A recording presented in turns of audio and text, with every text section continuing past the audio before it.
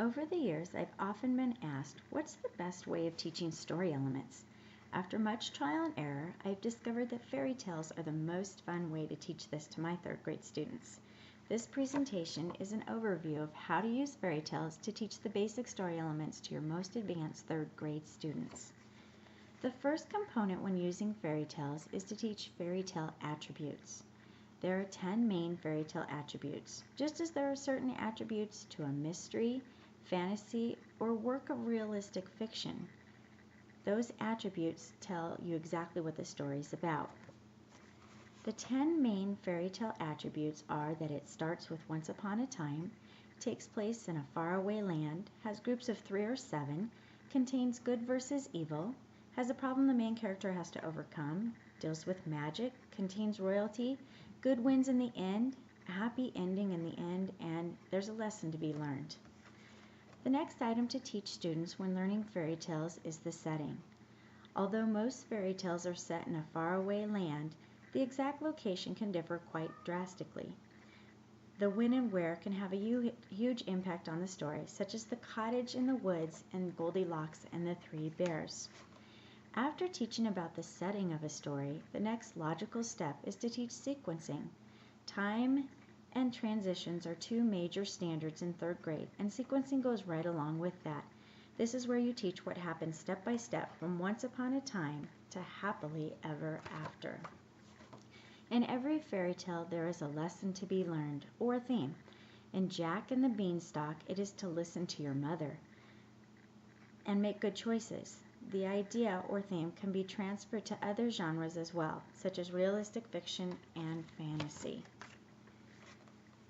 The characters are so rich and dynamic in fairy tales, so it's very easy to teach character traits.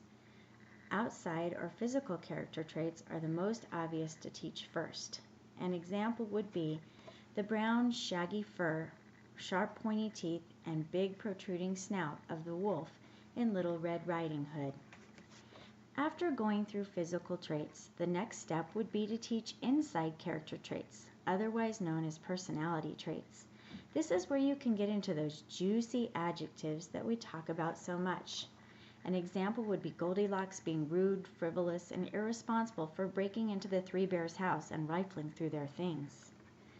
The physical and personality traits of a character leads to further character development, their thoughts and actions.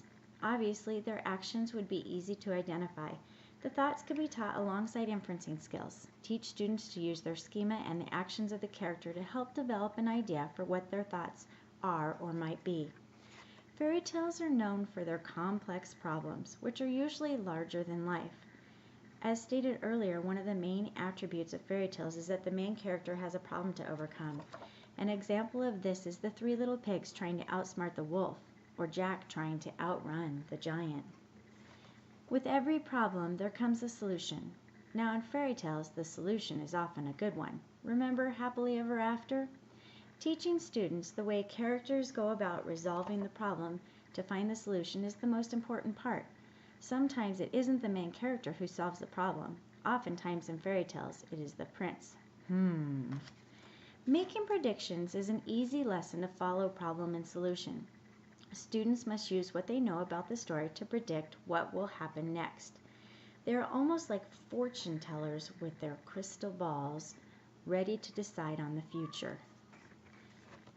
After teaching attributes, setting, sequencing, problem solution, and predicting, a great way to round it all up is to teach summarizing. Third graders will need to be able to summarize fictional and non-fictional passages, so it's a key skill to have. Summarizing is just like telling your friend what a movie was like, only you're telling the most important parts of the book. In 3rd grade, a crucial skill is to be able to respond to text. Using fairy tales, you can easily get your students to use vivid imagery and juicy details in their writing. From summarizing to questions, students' written response will grow exponentially through this unit. Because this unit is formatted for the students in your advanced reading groups, another area of study would be questioning skills, especially those around Bloom's taxonomy. Have students work in collaborative groups to design questions about various fairy tales using the different stages or levels of Bloom's taxonomy. If your school has adopted the Common Core standards, one method of thought is backwards planning. In stage 3 of backwards planning, students perform a performance assessment task. This is basically a summative assessment to show their overall growth in the unit. One of the best forms of performance assessment tasks is game development. Students can create board games, card games, or even online games to show their knowledge and understanding of fairy tales. This can be done alone or in collaborative groups. Students can also take what they've learned and create fractured fairy tales. Students would begin with an original fairy tale and then change one or more aspects of it to make it their own. ReadWriteThink.org has a great online page for developing fractured fairy tales, so you might want to check it out. One of my favorite types of performance assessment task with the fairy tale unit is to create a Lego stop motion video.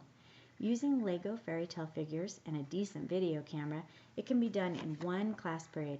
If you don't have Lego figures, you can use Play-Doh, or you can create your own characters out of paper or popsicle sticks. Once students have a basic understanding of story elements and reading comprehension skills with your fairy tale unit, it will be easy to transfer and apply that knowledge to other genres.